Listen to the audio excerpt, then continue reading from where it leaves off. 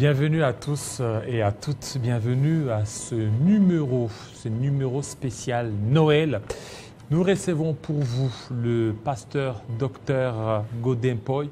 Avec lui, on va faire un bilan sur cette année 2024, que retenir sur le plan économique, la baisse des prix des carburants avec la promesse du gouvernement de subvenir les pétroliers, les corridors des hôpitaux, la stabilité monétaire, les états généraux des entreprises du portefeuille. Voilà un peu en gros ce que sera la charpente de notre émission, de notre tranche Kinshasa Direct de ce soir. Ce soir, une journée de Noël. Joyeux Noël à tous et à toutes. Joyeux Noël à notre invité, Pasteur Godin Poy. Joyeux Noël. Je vous réitère le même vœu.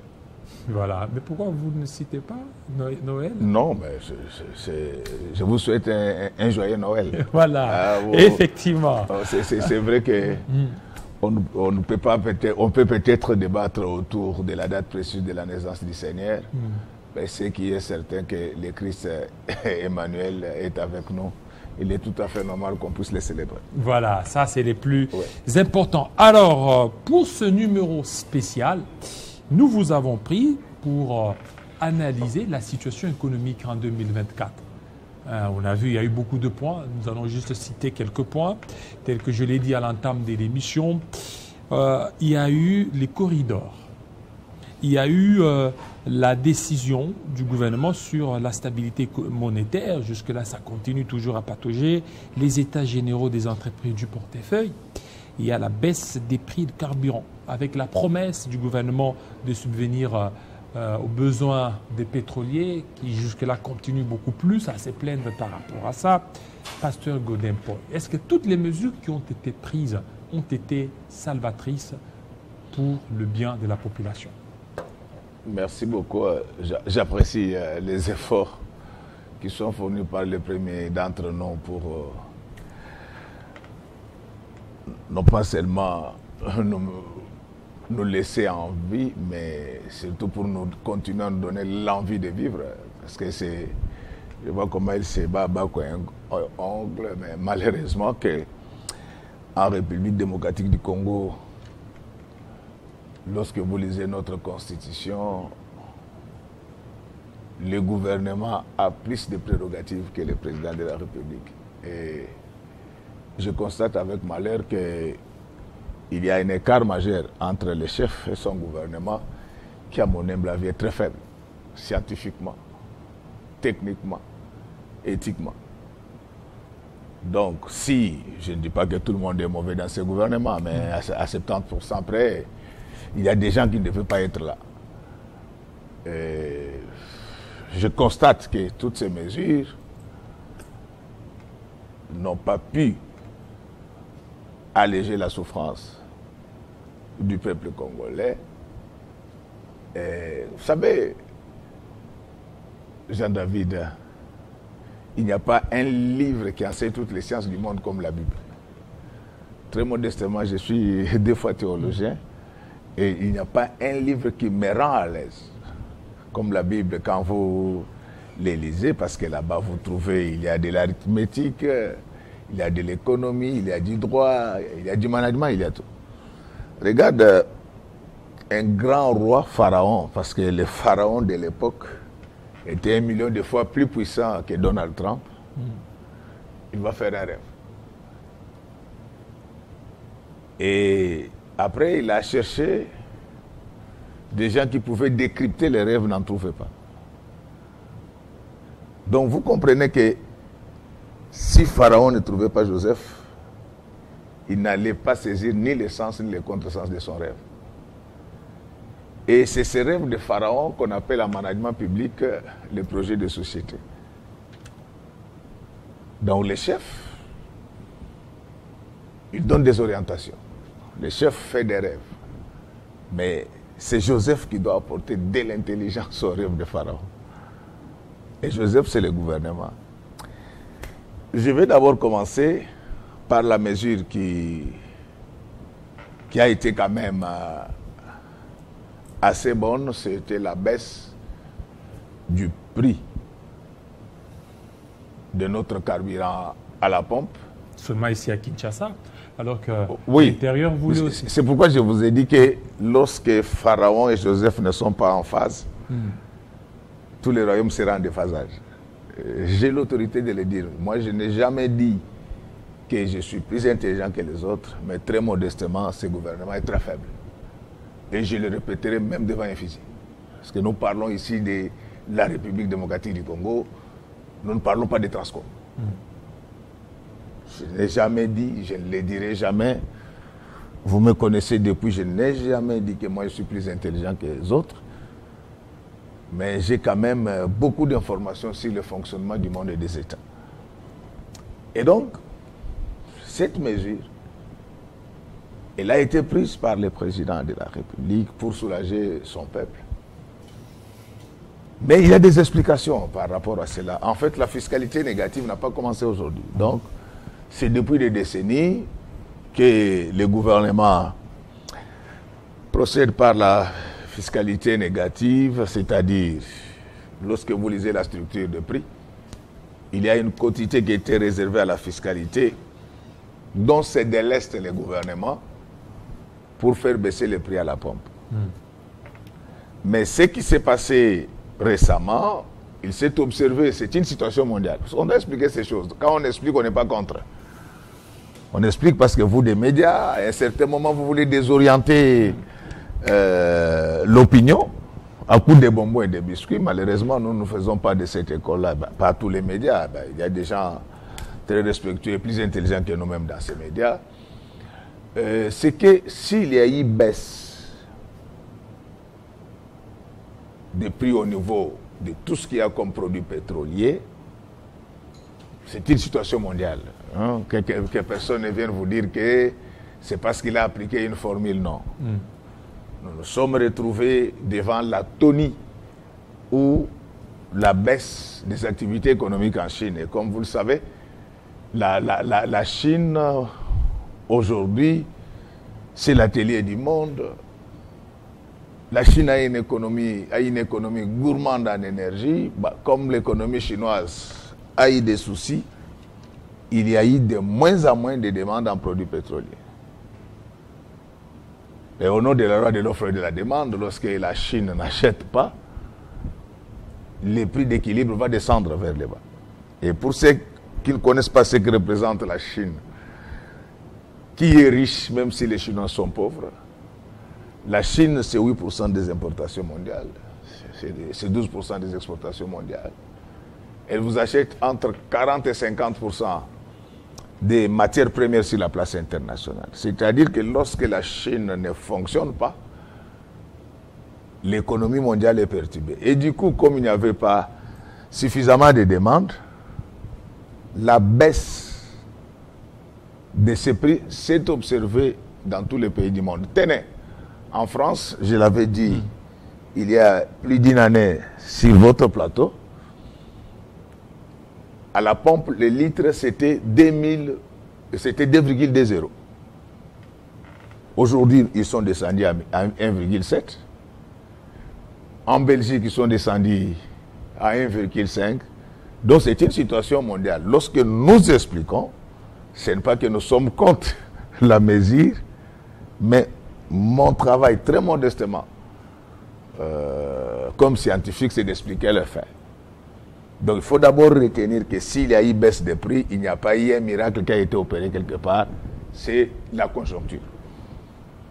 Elle a été très défavorable depuis 2020, mais cette année, Dieu a commencé à avoir pitié de nous pour que nous puissions aussi bénéficier de ces externalités positives. Mais malheureusement pour nous, on était déjà à 1,2.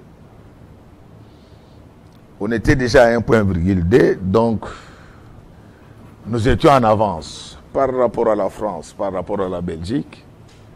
Comme c'était en fait épisodique, conjoncturel, à mon humble avis, j'avais conseillé à son temps qu'on devait d'abord observer. Parce que plus vous baissez, plus il y a des fiscalités négatives, moins il y aura des recettes. Et au bout du bout, ce sont ces remous sociaux, ces grèves-là qui s'observent partout. Parce que vous êtes en train, en fait, vous faites du socialisme. Or, le socialisme a échoué à l'URSS. Mais la mesure, là, si elle était bien encadrée, la population pouvait en tirer profit. Mais malheureusement, on a pris cette mesure pendant que toutes les routes sont détruites. Et du coup, le temps qu'on passe dans des bouchons va avaler tous les privilèges qui étaient attachés à cette baisse des prix. Et donc la mesure a été bonne, mais il fallait vraiment l'affiner davantage. Et jusque-là, les pétroliers continuent à réclamer. Ah oui, mais ce sont des problèmes que... Vous savez, moi je ne fais pas de démarches dans ma vie. C'est vrai, en tant que politique, je peux avoir des ambitions comme tout le monde. Mais vous savez que je fais le monitoring dans ce pays depuis Mobutu.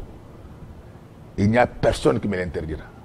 Et je vous dis tout ce que j'ai dit ici, je le répéterai même devant un fusil.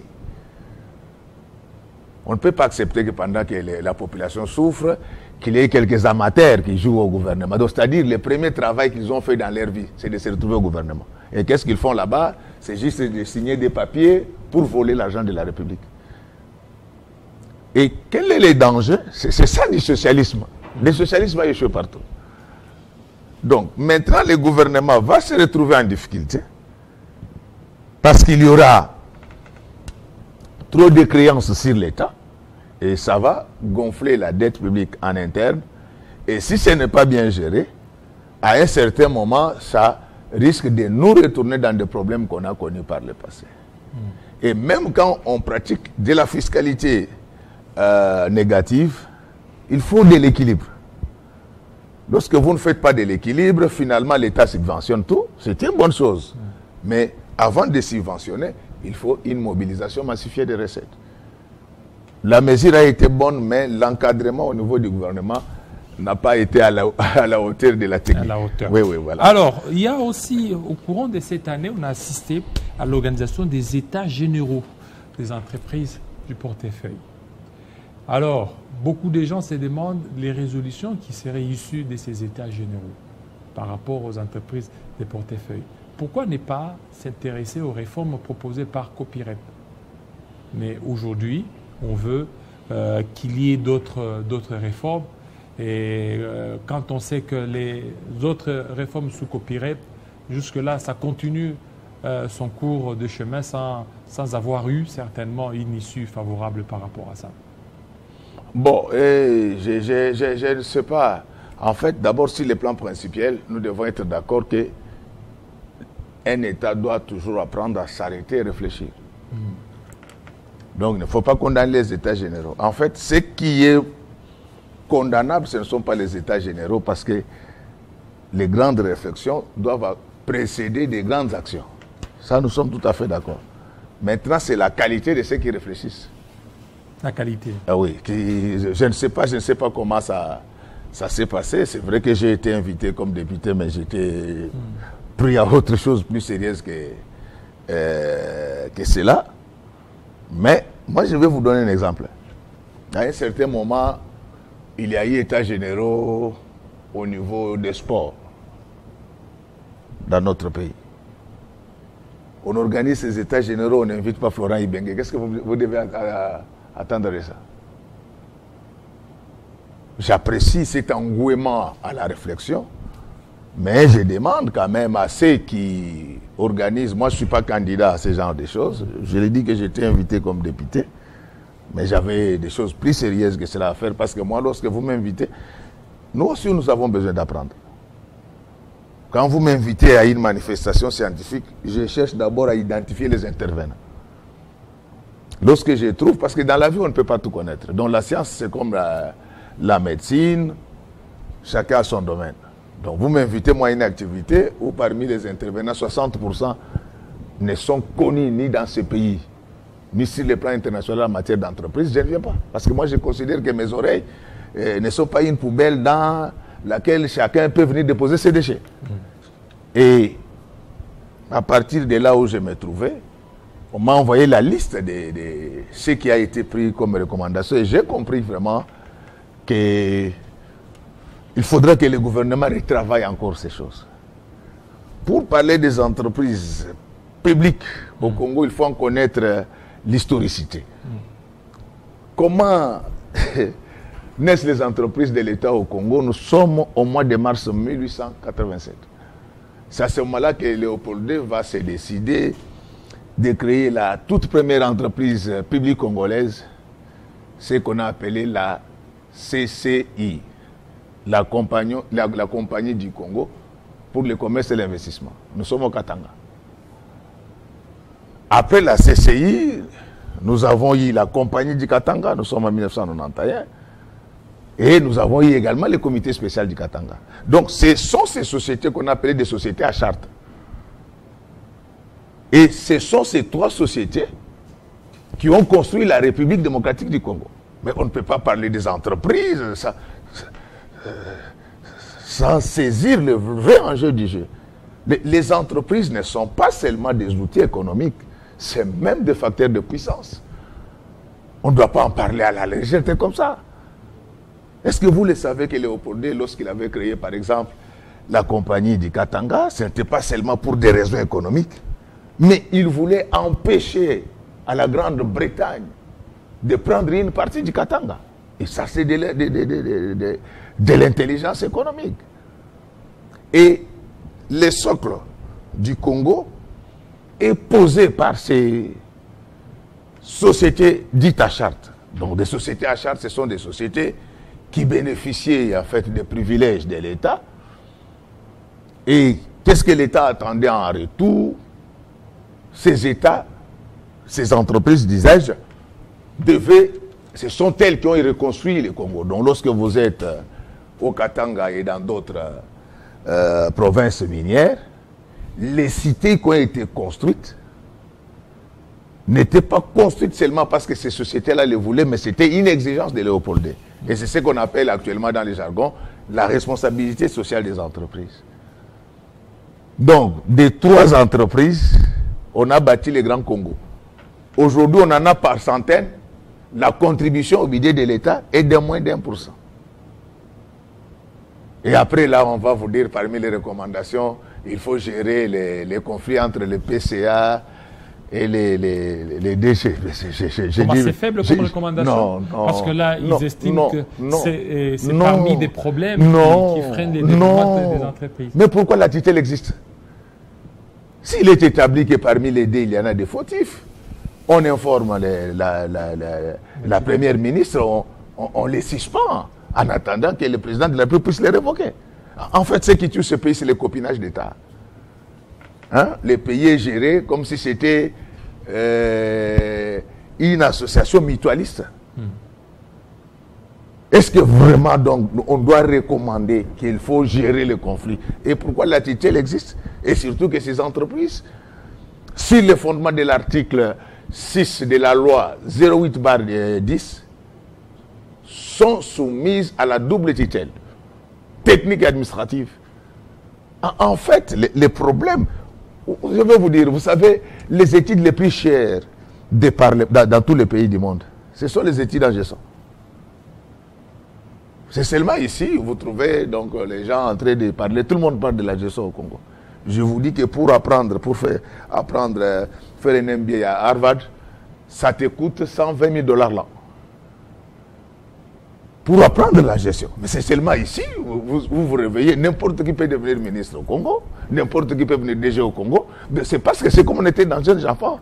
En fait, lorsque vous devenez membre d'un gouvernement, membre d'un parlement, directeur général d'une entreprise, vous devenez responsable. Et le mot responsable a signifié au XVIe siècle répondre de la vie des autres.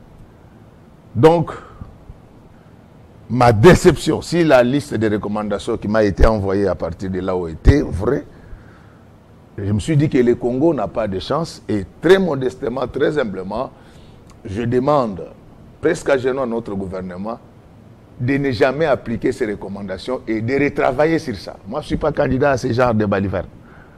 Mais ça, c'est se moquer de la République démocratique du Congo.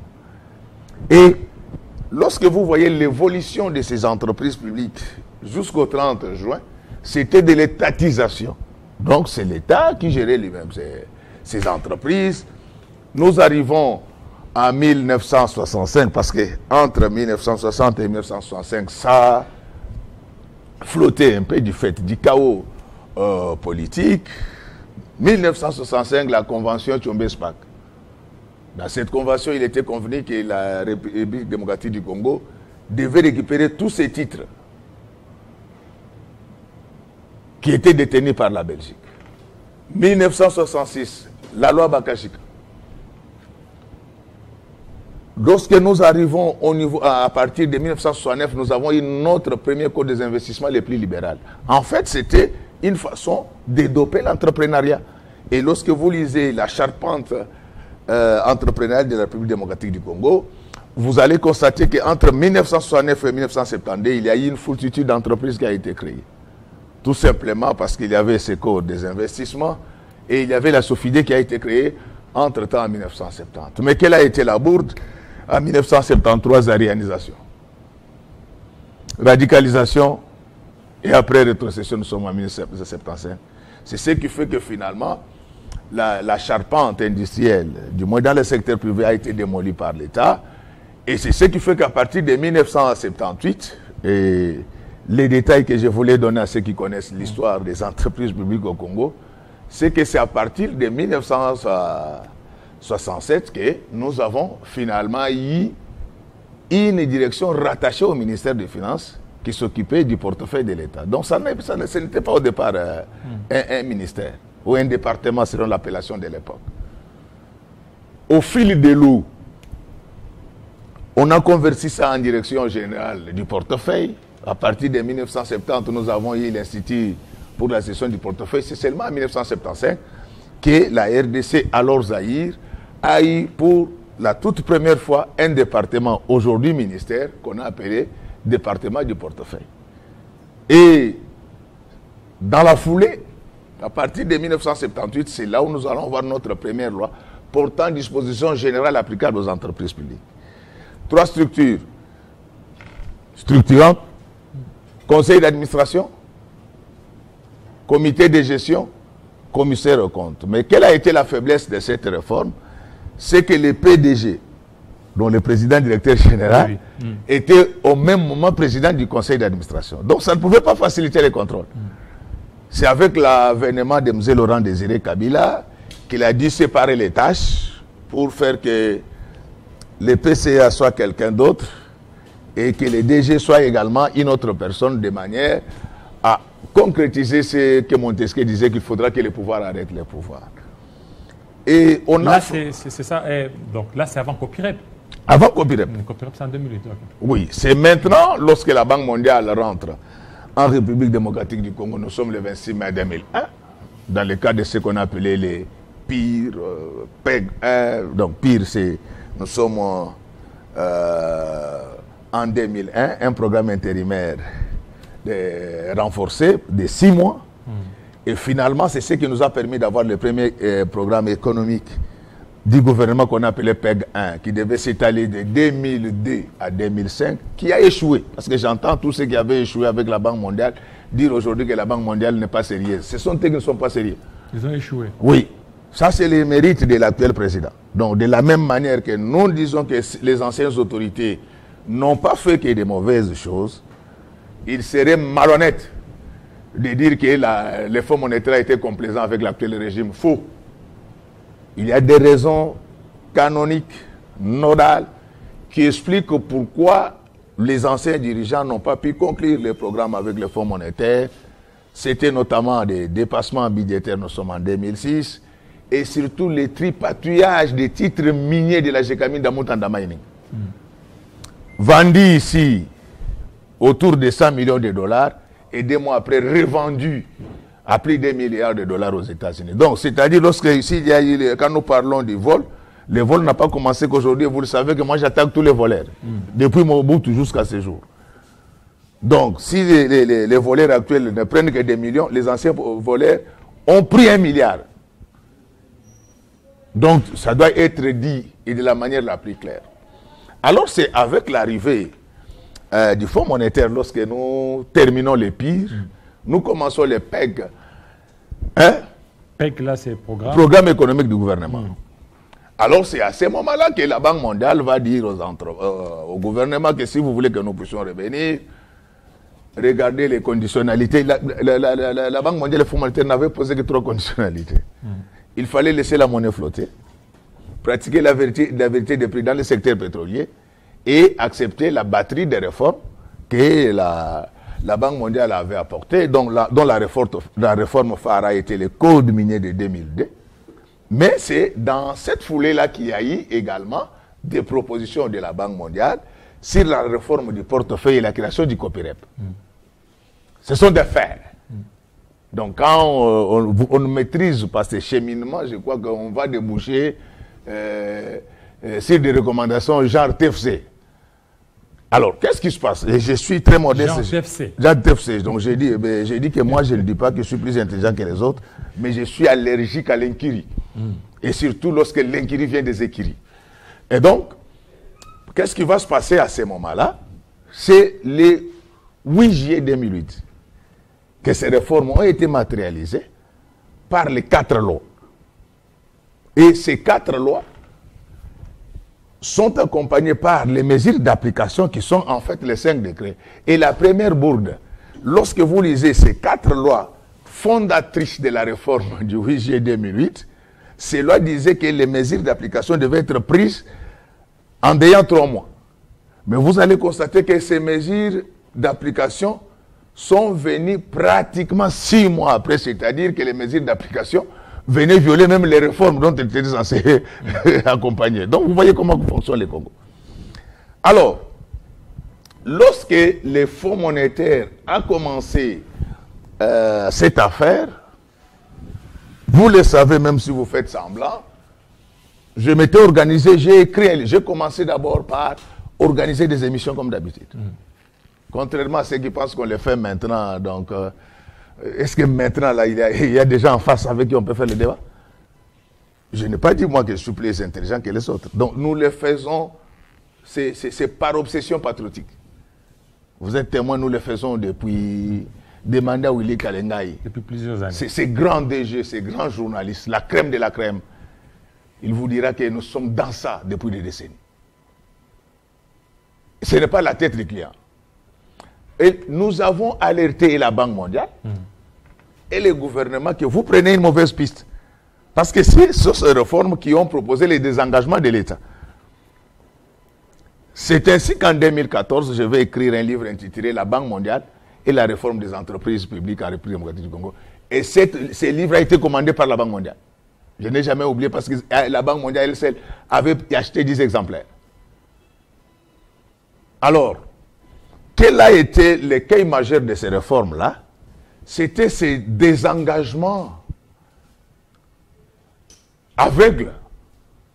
Lorsque vous voulez étudier, poser les diagnostics sur le fonctionnement des entreprises, les premiers éléments en entrepreneuriat, ce sont les 2 proximités. La proximité des intrants et la proximité des clients. Donc, lorsque vous créez une entreprise, vous devez vous assurer que vous êtes proche et des matières premières et de la clientèle. C'est vrai que la République démocratique du Congo, 103 ou 120 millions d'habitants, c'est selon les différentes estimations, c'est un grand marché, mais en stratégie des grands groupes industriels, on ne réfléchit pas comme ça. Lorsqu'on veut réformer l'entrepreneuriat, la première question qu'on se pose, quel est le revenu par habitant de cette population? Tout commence par là. Vous ne pouvez pas vous désengager des entreprises lorsque vous n'êtes pas sûr du pouvoir d'achat de la clientèle. Actuellement, notre revenu par habitant, c'est $690 par personne. Bravo à l'actuel chef, parce qu'à l'époque, on était en deçà de 500. Ce sont des problèmes. Donc, lorsqu'on vient investir, parce que les gens se posent des questions, pourquoi les Américains ne viennent pas investir chez nous? Les Américains ne viennent pas investir au Congo parce que la plupart d'entre nous, ce sont des voleurs. Les Américains ne font pas la corruption. Le deuxième élément, donc, lorsqu'une multinationale, avant d'investir, ça s'étudie. Donc, on ne peut pas prendre une multinationale pour l'installer dans un pays où les revenus par habitant sont de $690. Et vous devez intégrer ça dans chaque réforme des entreprises publiques. Et quel a été l'écueil majeur de cette réforme du 7 juillet 2008? Le désengagement a été total. Donc, lorsque vous faites ce genre de choses, ça veut dire qu'à management, vous n'avez rien compris sur la théorie de la contingence. La théorie de la contingence veut qu'on puisse adapter tous les principes à l'environnement. Vous ne pouvez pas venir en République démocratique du Congo, dire que vous vous désengagez de la SNEL. Vous savez ce que ça veut dire lorsque vous engagez de la SNEL? C'est que vous allez vendre les courants à sa vraie valeur. Est-ce que les Congolais ont le pouvoir d'acheter les courants à sa valeur? Mais ils veulent peut-être diversifier les partenaires dans ces secteurs. Bon, c'est ça. Nous, au Congo, ce qui tue notre pays. Il y a des gens qui pensent que lorsqu'il est nommé par ordonnance présidentielle, il est devenu le plus intelligent de la République. Moi, je n'ai pas dit que je suis intelligent. Mais les ordonnances présidentielles, c'est quoi? Nous, les fonctionnaires, moi, je suis nommé... Quand vous lisez mon petit cursus administratif, j'ai été nommé par ordonnance présidentielle presque par tous les présidents. Mobutu m'a nommé comme chef de bureau. Kabila m'a nommé comme chef de division. L'actuel m'a confirmé comme directeur. Donc, ce n'est pas être nommé par ordonnance présidentielle, ce n'est pas sorcier. C'est pas sorcier. Et donc, qu'est-ce que je voulais insinuer par là? Les malheurs dans notre pays, c'est de croire que nous qui faisons la politique, nous qui sommes membres du gouvernement, nous sommes devenus les plus intelligents de la République. C'est ainsi que vous voyez quelqu'un, dès qu'il est politicien, directement il va acheter son diplôme de doctorat à l'université. Mais vous allez acheter les diplômes, mais vous resterez toujours imbécile. Il y en a même qui achètent aujourd'hui sur la toile. Ça ne changera rien. Moi, je n'ai pas dit que je suis plus intelligent que les autres, mais la façon dont nous faisons les choses, ça gêne de bonne conscience. Et donc, vous ne pouvez pas vous réveiller et dire que vous allez vous désengager de la SNEL. Il y a des conséquences polygonales, politiques, sociales. Vous ne pouvez pas vous désengager, par exemple, de la régie des eaux. Et pour voir l'incohérence des politiques publiques, pendant qu'on accepte ces désengagements, entre-temps, on oublie que nous avons un libéralisme contrôlé. C'est-à-dire que dans ce pays, il y a 4 produits pour lesquels l'État seul fixe les prix. En l'occurrence, l'énergie, les produits pétroliers, l'eau, les transports humains. Donc, lorsque je parle de l'énergie, j'ai mis ensemble l'eau et l'électricité. Alors, je ne sais pas si ces gens, vous ne voyez pas tout ça dans les recommandations. Et à ce moment-là, l'argent de la République doit continuer à être dépensé comme ça. Je m'interroge et je me réinterroge. Nous sommes un État fragile. Parce que post-conflit, et faible économiquement, parce que je venais de vous donner, même si nous sommes en train de nous améliorer, mais nous ne sommes pas encore là où nous devons être. En sciences politiques, autrement dit, science de l'État et du pouvoir, lorsque vous êtes un État fragile, vous avez besoin de plus d'État et non de moins d'État. Vous ne pouvez pas vous désengager de manière sauvage de vos entreprises. Et dans ce cas... Et comme j'apprends là, non, mais il ne faut pas que les politiciens viennent des entreprises. Pour quelle raison? Les fils, quand ces gens-là disent ça, ce sont des commissionnaires de quelques agents recrutés sans avoir subi un seul concours. On a déjà pris quelques agents. En fait, ce sont des dessins et 7 qu'on est en train de repeindre. Oui, mais parce que ces gens-là, suis-moi, mon ami. Ces gens, quand on dit ce genre de choses, on a déjà recruté quelques fonctionnaires. Non, je vais te mettre là-bas. Toi, tu vas commencer à ramener au temps. Vous n'allez pas bouger, monsieur. Les entreprises, c'est l'affaire de tout le monde. S'il y a des fils maison qui sont compétents, ils peuvent faire le travail. S'il y a des politiciens qui sont compétents, ils peuvent faire le travail. Qu'on ne nous amène pas cette blague-là. La République démocratique du Congo n'est pas la chemise d'un grand-père laissant un certain groupe d'enfants. Nous n'allons pas accepter ça. Moi, je ne vais pas accepter ça.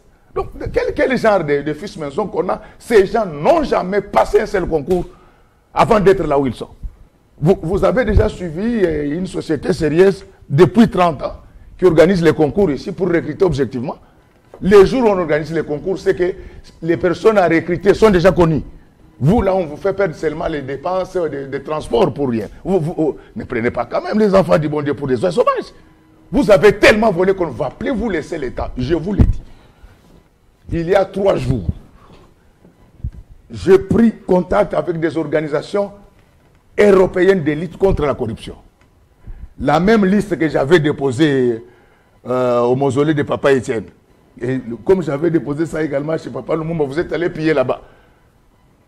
J'ai toujours des copies. Je viens d'apprendre, je vous dis, je suis sérieux dans ce que je vous dis, avec des structures européennes sérieuses, on va vérifier les transactions foncières, financières des gens qui sont sur ma liste de voleurs ici, de leurs proches, qu'ils nous disent où est-ce qu'ils ont trouvé l'argent. C'est indécent. Comment des gens qui, il y a 15 ans, ils n'avaient pas de chaussures, aujourd'hui, ils peuvent s'asseoir sur des montagnes d'argent? Enfin, même si, comme on dit que Dieu fait les miracles, mais si Dieu a fait les miracles, lorsque Dieu multipliait le pain, il ne le mangeait pas seul. Il distribuait aux fidèles. Donc, si Dieu a fait les miracles, qu'ils ont reçu des milliards, nous devons trouver ces milliards-là à la DGI. Où est-ce qu'ils payent leurs impôts? Et donc, vous comprenez l'embrouillemini donc, et la confusion. Bref, je voulais vous dire que ce qui importe aujourd'hui, ce n'est ni la privatisation, ni l'étatisation, parce que tout ça, ce sont des questions optionnelles. Si on veut faire de vraies réformes, encore je voudrais dire que les réformes relèvent des politiques publiques. On ne réforme pas un secteur par des actes réglementaires, ma foi. Nous sommes dans une forêt ou quoi? Les gens nous suivent. Les ambassadeurs nous suivent. On nous fait, dans tous les pays du monde, et sur le plan finement scientifique, il n'y a pas de réforme sans loi. Et donc, si les gens veulent travailler pour la République, le désengagement doit se faire au cas par les cas. Regardez encore une autre. Regardez un peu comment Mobutu, conseil d'administration, comité de gestion, commissaire contre. Quand Mouzé arrive, il dit non, on ne peut pas donner trop de pouvoir comme ça au pays. Ce sont les causes de l'échec de nos entreprises. Mais comme on sait que les DG manipulent beaucoup d'argent, ils donnent à quelques politiciens, oh non, les PCA ne doivent pas avoir beaucoup d'argent, seulement pour qu'ils aillent se les partager. Les contrôleurs dans tous les pays du monde doivent être bien rémunérés pour qu'ils soient à l'abri de toute sollicitation. Et ça s'apprend. Ça prend, il y a tout un cours à l'université qu'on appelle la stratégie des grands groupes industriels. Et regardez l'expérience mondiale. Lorsque vous êtes à Singapour, vous avez cette compagnie aérienne qu'on appelle Singapore Airlines. C'est la meilleure compagnie aérienne du monde. Mais elle est étatique. Allez en France, lorsque Peugeot était encore étatique, elle était plus performante qu'aujourd'hui. Est-ce que vous voyez encore des véhicules Peugeot ici? Donc tout ça, c'est relatif. Regardez même le président Obama. Alors, avant de quitter son mandat. Et ceux qui disent que l'État a toujours été un mauvais gestionnaire par rapport à la chose publique, parce qu'ils disent que si vous donnez trop de pouvoir à l'État, l'État est trop surchargeant. Non, l'État n'a pas... Bon, peut-être l'État qui recrute mal des gestionnaires comme chez nous, où tout se fait selon les lois des sentiments. C'est cet État-là qui est... Mais moi, j'ai été fait voir qu'à Singapour Airlines, c'est l'étatisation, ça marche. Et lorsque quelqu'un vous dit que l'État n'a toujours pas bien géré, donc il ne connaît pas comment évolue l'économie mondiale. Vous savez qui a mis fin à la crise dans le secteur de l'automobile avant la fin de son mandat, c'est le président Obama. Il est intervenu pour sauver Chrysler et Fiat. Donc tout ça aujourd'hui, ce sont des notions relatives. Ça s'appelle du nouveau management public. Mais le nouveau management public n'a de sens que lorsqu'il est contingenté. Donc, le vrai problème de nos entreprises, c'est le casting. Ces gens-là, ils vous disent que nos entreprises sont en faillite, mais prenez les photos de ces DG-là avant leur nomination et aujourd'hui. Avant leur nomination, il y avait des problèmes de gastrite parce qu'ils ne mangeaient pas bien. Mais depuis qu'ils sont là, ils ont maintenant les problèmes de surpoids.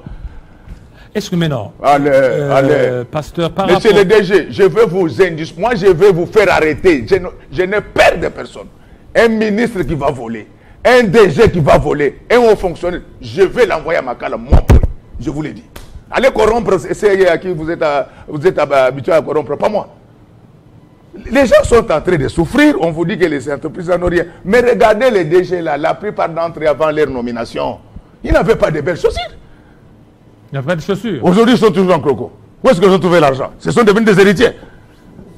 Hein? Il ne faut pas jouer avec les gens. Ça, la population souffre. Vous et vos commissionnaires, moi, je vais vous neutraliser. Alors, Il faut des enquêtes dans ces pays.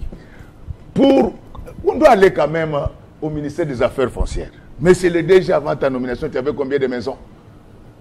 Maintenant, tu en as combien? Vous n'êtes même pas, vous n'avez pas honte. Vous achetez des biens, vous mettez au nom de vos parents. Mais on va les arrêter. Qu'est-ce que vos parents ont fait pour avoir tant d'immeubles? Vous verrez de vrais audits dans ces pays. Je suis là. Je vais vous maîtriser, bande de voleurs. alors, Même les jours de Noël, vous volez. alors, pasteur, Oui. parmi les recommandations, il y a une recommandation pour vous. Mais lorsqu'on dit qu'on ne veut pas que les politiques puissent s'ingérer dans la gestion des entreprises.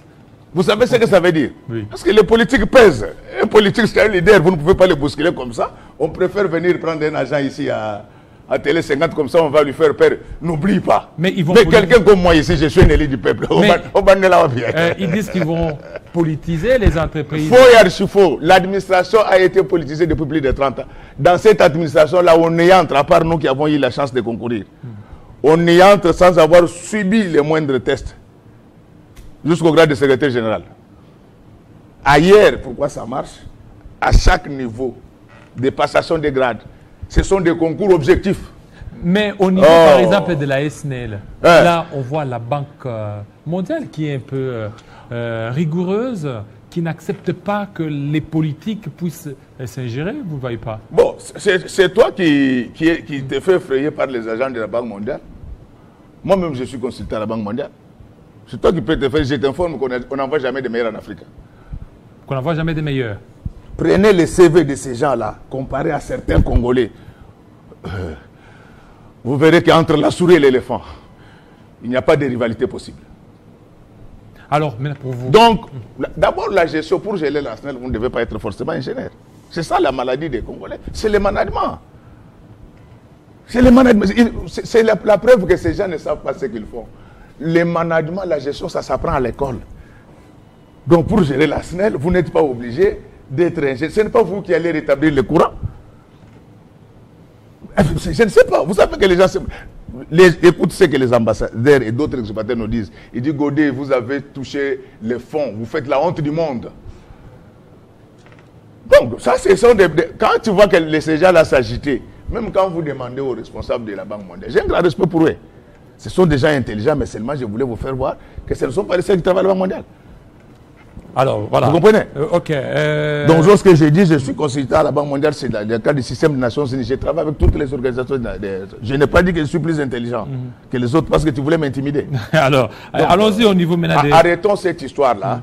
Bref, je veux vous dire comment les entreprises de par le monde se sont améliorées. Au-delà de ce que j'étais en train de dire, aujourd'hui, nous voulons voir dans notre charpente entrepreneuriale des comités de stratégie. Comité de stratégie. Va en Chine, tu vas trouver ça. Ces entreprises-là, quelle est l'entreprise qui peut appeler n'importe quel DG? Je mets au défi quiconque. Depuis que j'ai posé la question à notre gouvernement, à l'Assemblée nationale, qu'on me donne les quantums fiscaux de la RDC. Tu as vu quelqu'un répondre à cette question-là? Maintenant, là, je mets au défi quiconque qu'une seule entreprise de l'État nous amène sa fonction de production.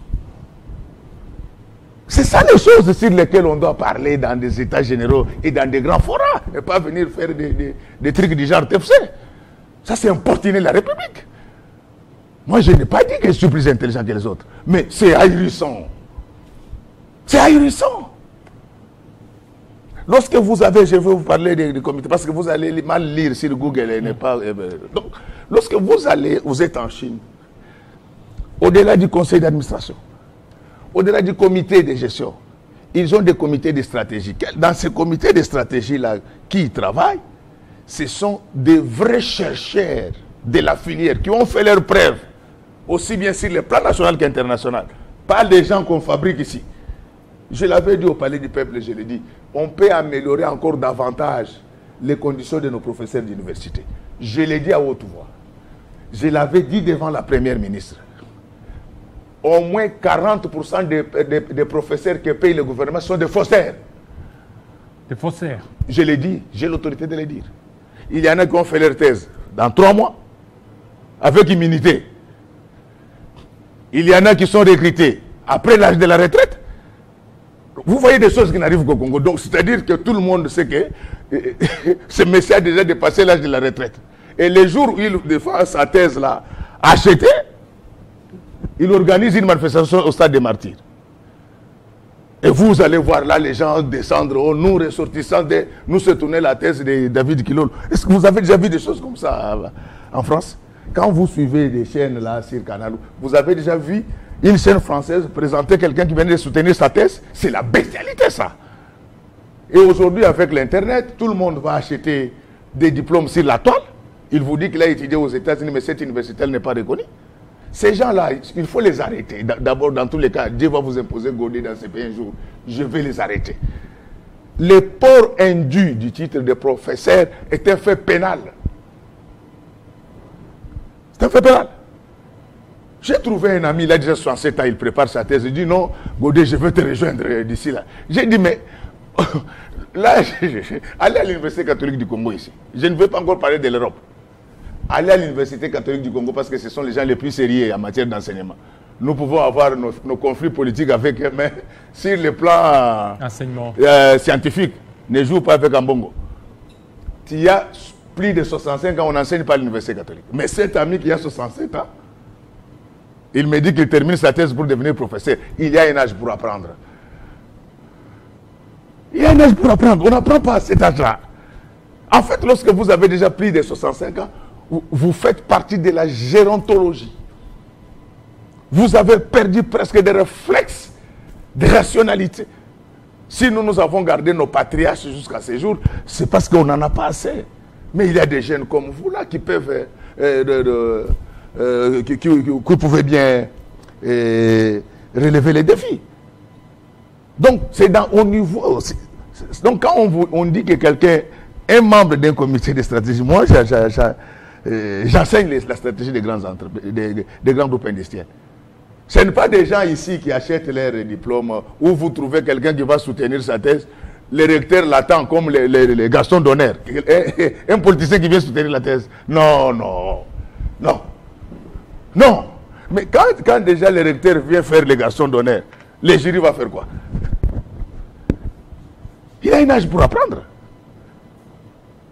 Donc, dans des comités de stratégie, là, ce sont des tatillons. Ce sont des moutons à 5 pattes. Donc, quand vous arrivez aux États-Unis, on dit oui, we know him.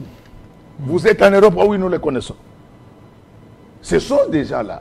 Encore, à part cela, c'est notamment des anciens directeurs généraux mérités. Je vous donne un exemple. Ici, à Ouganda, ici. On ne devait pas déjeuner comme ça parce qu'on a gêné la nuit. Vous passez par un concours et c'est les cabinets britanniques qui organisent ça. Et lorsque vous créez de tels comités de stratégie, ces comités de stratégie vont vous aider à avoir des fonctions de production et ça va vous permettre de déployer la meilleure stratégie pour votre entreprise. Qui dit stratégie dit moyens par rapport aux objectifs. Qui dit moyens dit moyens humains, moyens matériels, moyens financiers et moyens temporels. Donc c'est l'ajustement de ces GPS qui va nous permettre de sauver nos entreprises. Parce qu'en effet, la politique actionnariale d'un État constitue son bras capitalistique de la souveraineté. Voilà, merci, merci beaucoup, Pasteur Godin-Paul. Vous savez que quand on est avec vous, on a toujours envie de vous suivre. Alors, mais je n'ai pas dit moi que je suis plus intelligent que les autres. Je fais la censure comme d'habitude. Voilà, ouais. Ça n'est fini, fidèles téléspectateurs, en ce jour spécial de Noël. Notre magazine Kinshasa Direct, restez branchés sur Télé 50. À très bientôt.